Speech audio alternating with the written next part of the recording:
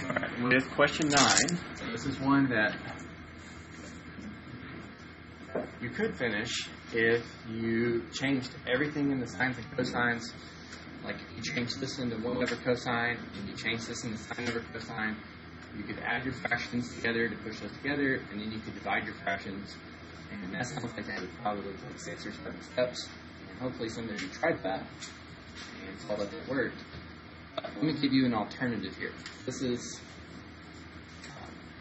kind of has a little bit of a trick to it, but you may not think about yourself. So we did talk about last class, Pythagorean identities come up in usually at least once per question, not all the time, but pretty often. So I would get in the habit of just writing the 3 down on the top of your page.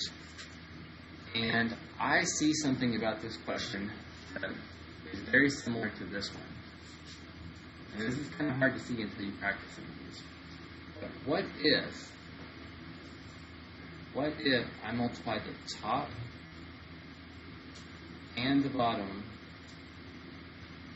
by the conjugate of the denominator?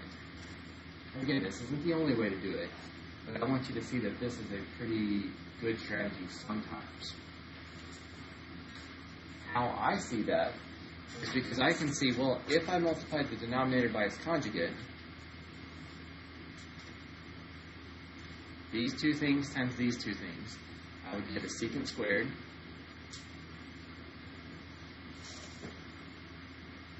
Anytime you multiply something by its conjugate, the outer and inner would cancel, so I'm not going to bother writing those and canceling them out, that's fine. And I would get the last two, tangent times negative tangent would be negative tangent squared.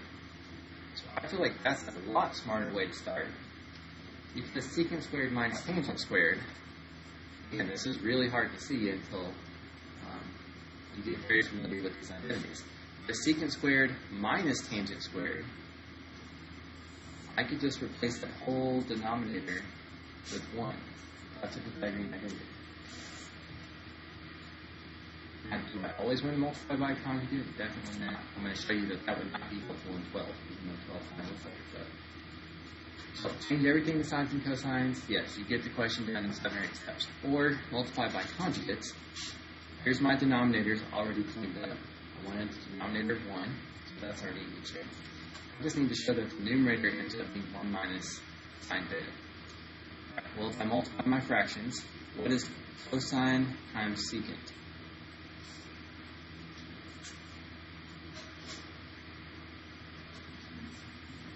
Cosine times secant. Anytime you multiply something by its conjugate, you get 1. And cosine times tangent .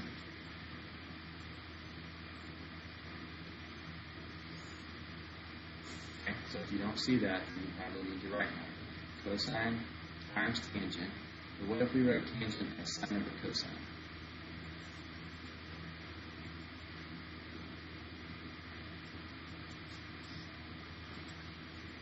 Well, if you did that, then that's enough to finish the question.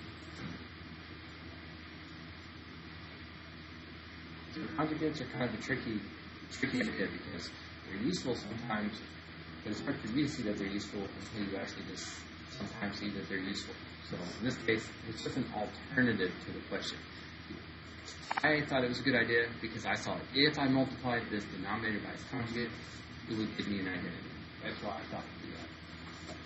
Okay, so there's just one of 20 different ways that you can solve that question.